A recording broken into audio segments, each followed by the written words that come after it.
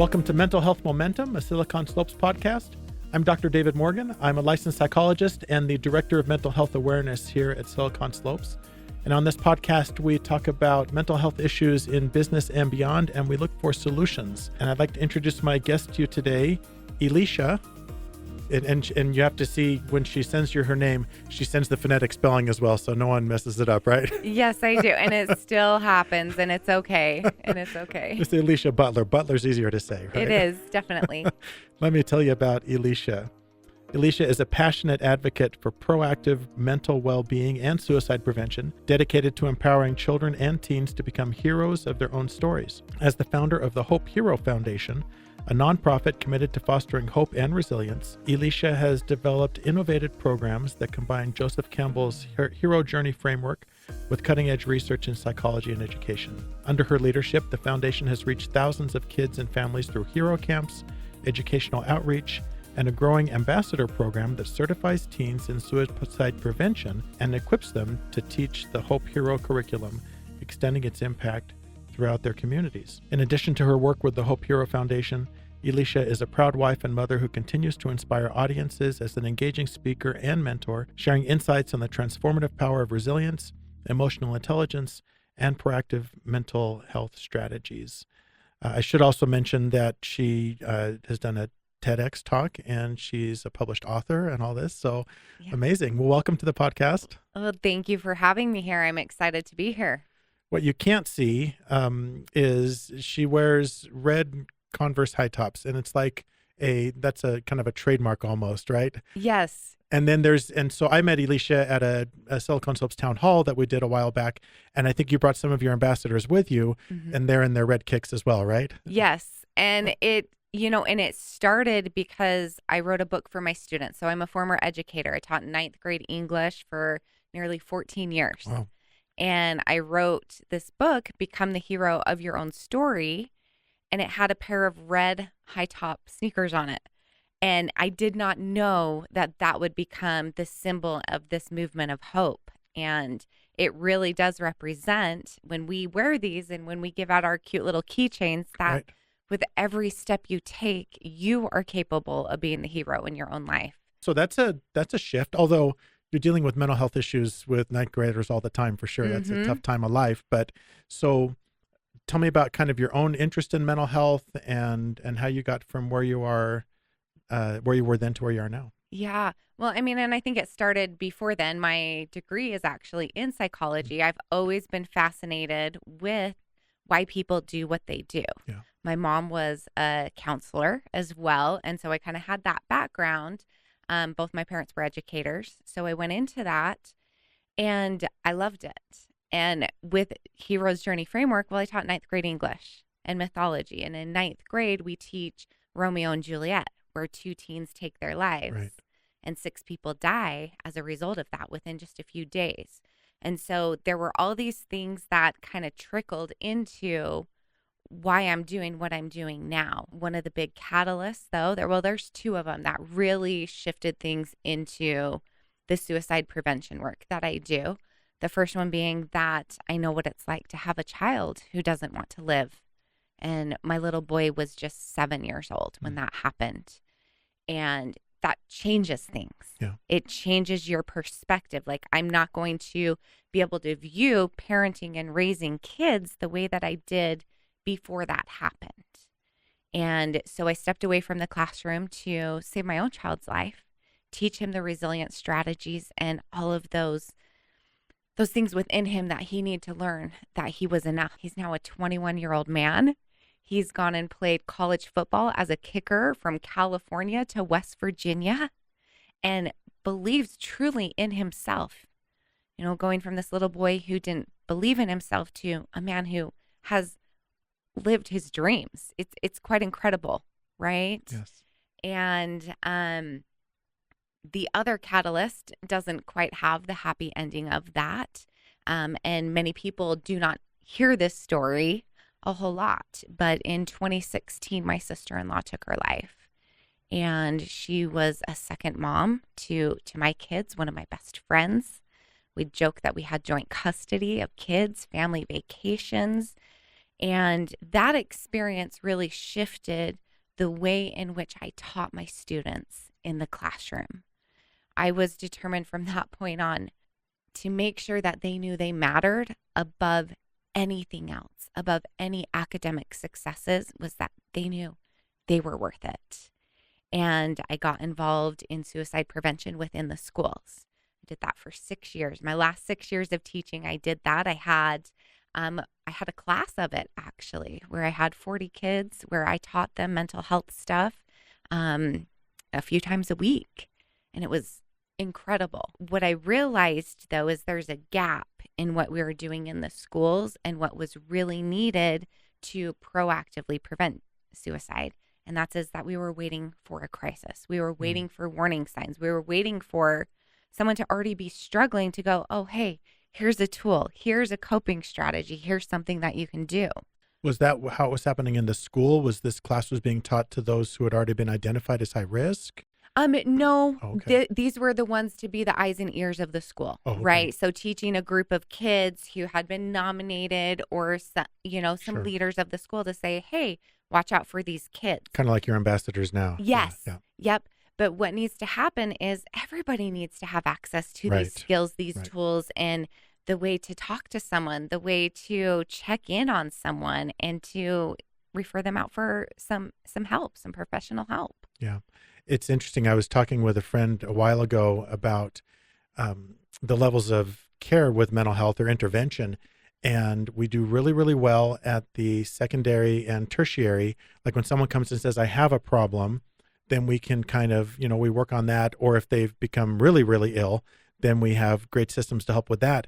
But the primary care in mental health is almost non-existent. Mhm. Just this idea of outreach before we even recognize a problem. And I think it's desperately needed, is teaching people to, like you said, just to check in. Mm-hmm. Even if you don't suspect anything, just say, how are you doing today?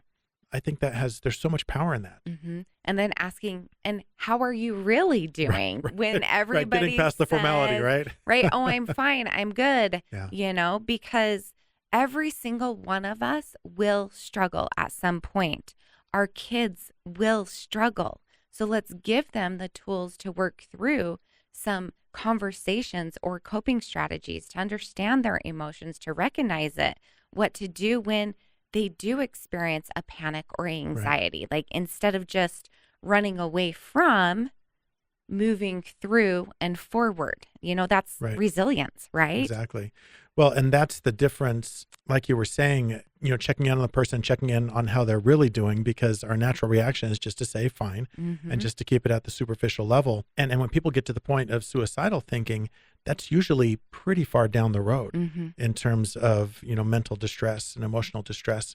And so asking those questions way before that can have a significant effect, and just in them reaching out for help maybe before they get to the point of thinking Mm-hmm. that life's not worth it. Yeah, absolutely. So tell us about Hope Hero Foundation.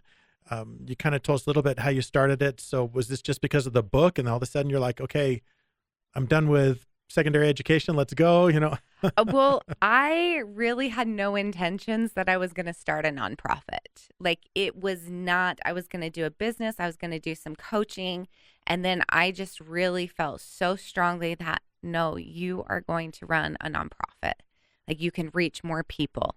We can give the tools away for low cost or a lot of times free with what I'm doing. Since I had already been doing programs within the schools, I already had this idea. In 2016, I actually had the name Hope Heroes, that I wanted to do this club where all of these kids could be involved. They didn't need to be nominated. They didn't need to be chosen to be part of it. They just got to be in because they wanted in. So the ambassador program really is the heart of what we do. It's teens and young adults are our primary kids who are in that, 13 plus. And we've got, even adults in it as well that are our ambassadors.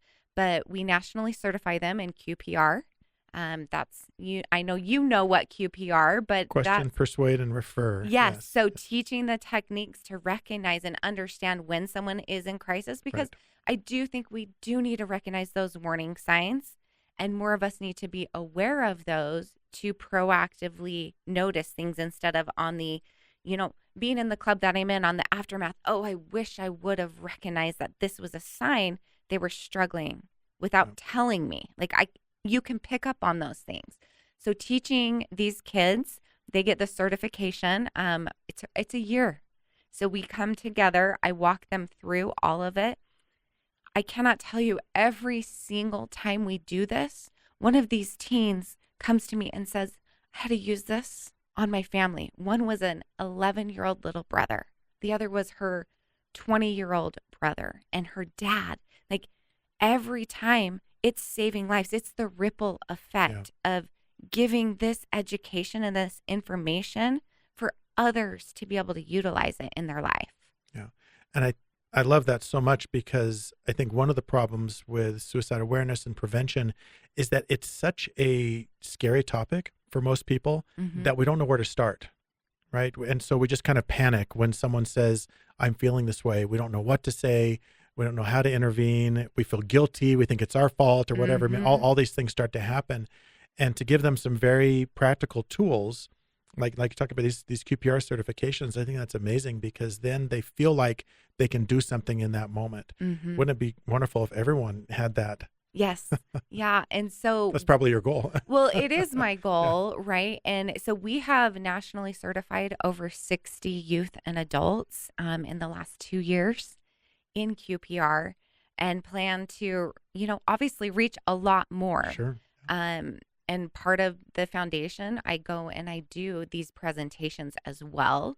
Live. I did that just earlier this week, and just going and educating, because without education, how do we know what to do? And you can't guilt yourself on things you didn't know that you didn't know. And just really making it more accessible. I've actually created it into a course. You were talking about how you've been making some courses. Yeah. So I have created this training into modules that's not just QPR, but a lot of the resilience, the Hope Hero stuff that I've been working on for years, and making it so that people understand and they can use this with themselves or with loved ones. How does I assume the program does it addresses connection as well, and getting people connected, because one of the more significant, I guess, warning signs of suicide is this feeling of disconnection and not being, I don't know, just having a support system or that. So how do you create connection in this world now where we are increasingly, I don't know that we're disconnected, we're kind of poorly connected. We're virtually connected, which is different, right? Yeah. It's different than you and me sitting across from one another. That's a different type of connection. So what are you doing to increase that? Well, and I love that you brought up connection, because yes, I have the hero's journey, right? But every hero needs a compass along the way. And so there's 4 directions. And the very first one is connection, connection with yourself and others, right? Because we've got to be able to connect and be honest with ourselves about how we're really feeling, how we're showing up, to be able to connect with others, right? Instead of wearing these masks of pretending I'm okay, I'm okay, right? So taking down that guard a little bit and coming together. Yes, we're online, but what's our intention for being online? Because a lot of times we get online to distract, to numb, to just avoid things. But what if we were intentional with the connections we were actually trying to make virtually? And then I also think we've got to make sure that we are connecting one-on-one in person. We started to be afraid of that. Yeah. And now we've got to get back to it, because we're realizing it's created a chasm and in how we are doing with our mental health. Yeah. I believe that we heal through intentional connection. Well, and especially the target age group that you're working at, like kind of 13 to young adult, a lot of them were significantly affected by the COVID-19 pandemic in terms of that connection, right? Their high school experience and for some of their middle school experience was significantly disrupted. Yeah. And many of them, as a result, they have significant social anxiety. They don't want to go out. And it's not that they're afraid of getting sick. It's just, I don't know what it is. They just feel it's just hard. It's hard to connect anyway, right? That self-connection, that taking down the mask, especially for like a 13 or 14-year-old, it's one of the hardest times in life to connect because you don't even know who the heck you are Yeah. at that point, and then you're still trying to figure out, how do I relate to other people? Tell me about kind of the confidence journey that you see in some of these youth as you start working with them. It's funny that you said that, because even just this last presentation last week that I did, one of the brand new ambassadors came with us. It was her first time coming in. She's like, I actually feel more confident to talk about my mental health. This is the first time I've felt that I could be in a place and open up to say, hey, I've struggled a little bit, right? So sometimes it takes 30 seconds of bravery to just step out of your comfort zone just for a moment, right? And it could change the entire direction of your life. And so really, by sharing our stories, by being real about some of those things, it doesn't mean we need to spew everything all at once, but just opening it up and little by little sharing some of that, because that builds confidence, right? That repetition, us going, oh, it's okay.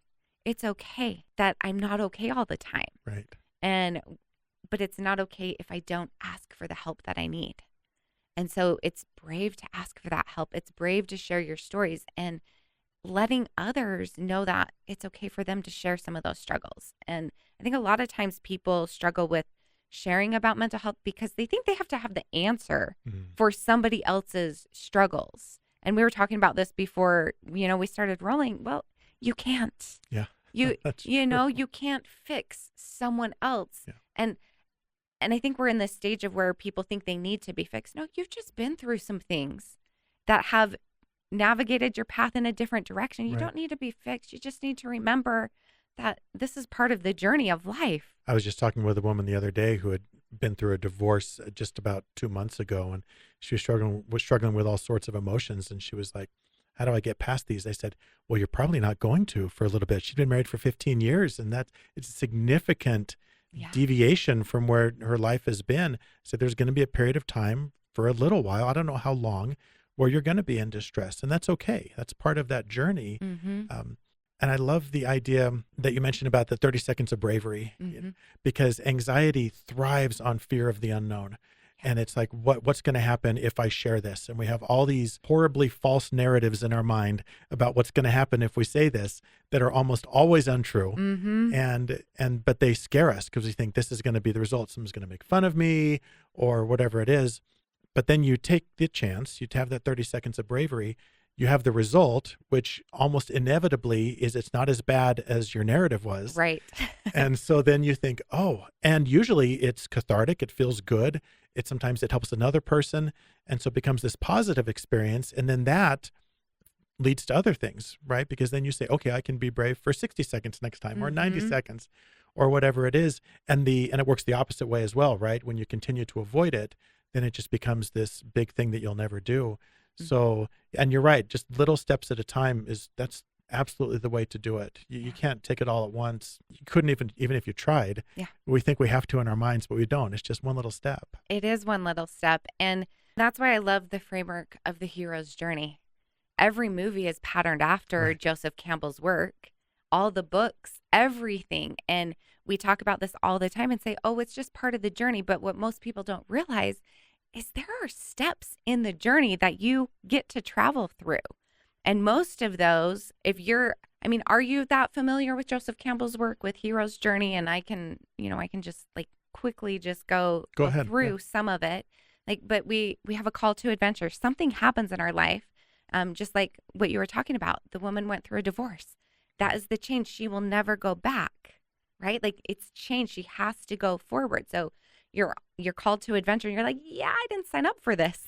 I do not want to do this, but you've got to go anyway. And most of that is in the unknown world where you're navigating all of these unknowns. You don't know the path. You don't know the people, the places that you're going to have to go through, but there will be a mentor there to guide you. The mentor can't do it for you, but they're there to help you believe in the ability within yourself. And we talked about this before. There's a cave, right? And Joseph Campbell, one of his greatest quotes is, the cave you fear to enter holds the treasure you seek. So within that, the things that people want to avoid, those scary unknowns, well, the only way is to go through. Right. Otherwise, we will keep repeating the patterns of yesterday over and over again until we find that strength within to navigate through that cave.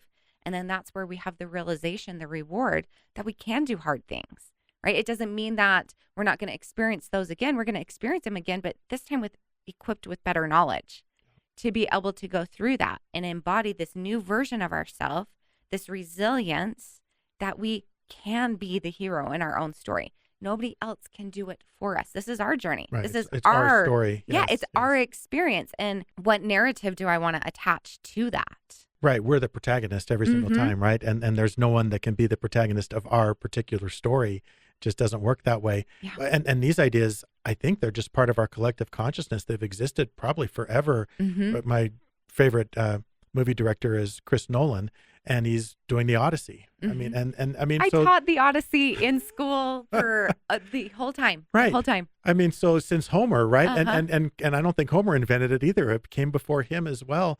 Just these ideas of these unexpected journeys and the difficulties we have to get through on our way. I've come to realize just as I've got older, because I've always been a person that's invested in the destination. Like when this happens, and that's just been me.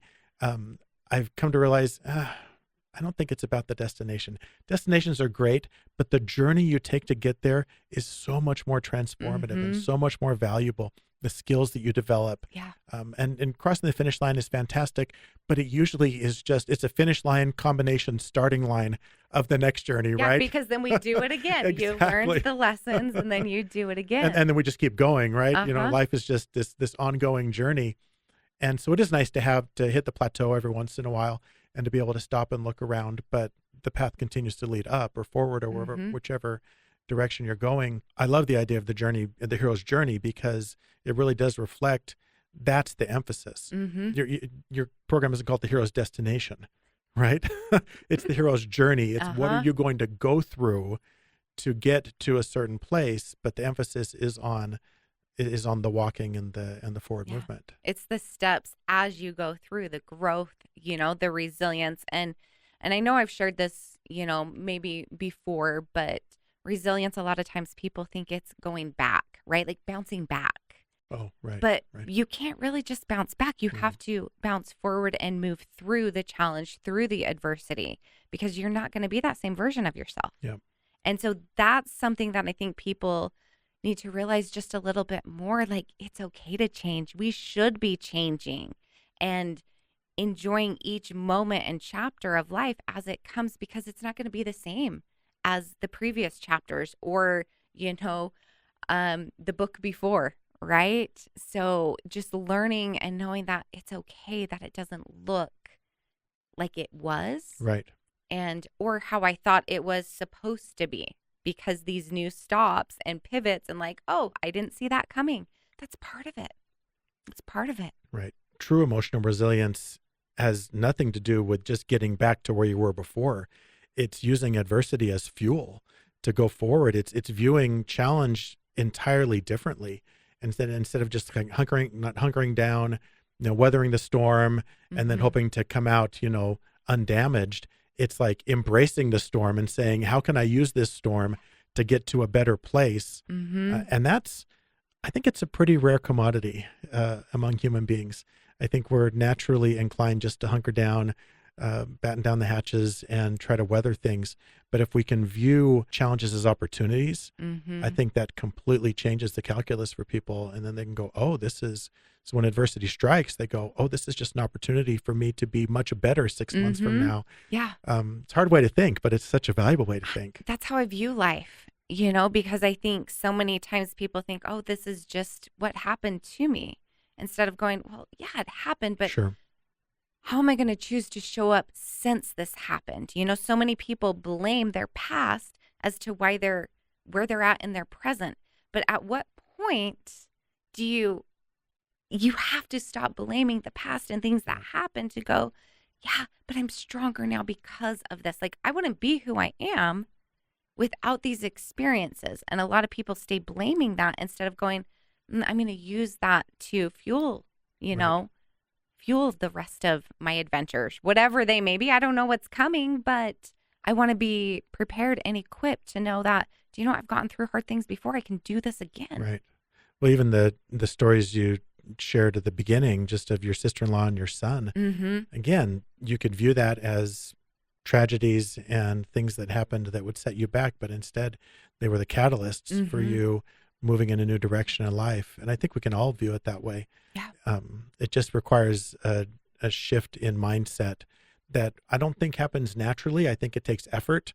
Absolutely. You have to kind of push against that natural thing. But our brains are amazing because they'll adjust to anything we feed it. You just have to feed it to, for months and weeks and years. You Right. can't. Well, it's those daily consistent efforts. It's not like the big things. It's what nobody sees you doing behind the doors, right? It's those little things like listening to a podcast on the way down here, making sure that I'm putting more positive into my mind rather than just the negativity that just sometimes, it filters through, right? And choosing what I'm going to believe. I don't need to believe all the thoughts, I think. Right. And we definitely shouldn't. No, we should not. No. We should not, because the majority are negative. Exactly. And so choosing to hold on to those positive ones that are going to push me into who I'm trying to become. Yeah. Well, Elysia, you're doing so much good. I appreciate you coming in and talking with me today. And if people want to learn more about Hope Hero Foundation, where can they go? They can go to our website, thehopeherofoundation.org. We're also on all social media, Instagram, Facebook. I think those stay more up to date than my website. Okay. So really on Instagram is probably the best way to find us and follow along with what we're doing. And what's that one on Instagram? So The Hope Hero. The Hope Hero. At The Hope Hero on Instagram. Yes. Excellent. Thanks again for coming in. Absolutely. Thanks for having me. Thanks everyone for listening. Remember that change starts with you, and together we can increase our mental health momentum.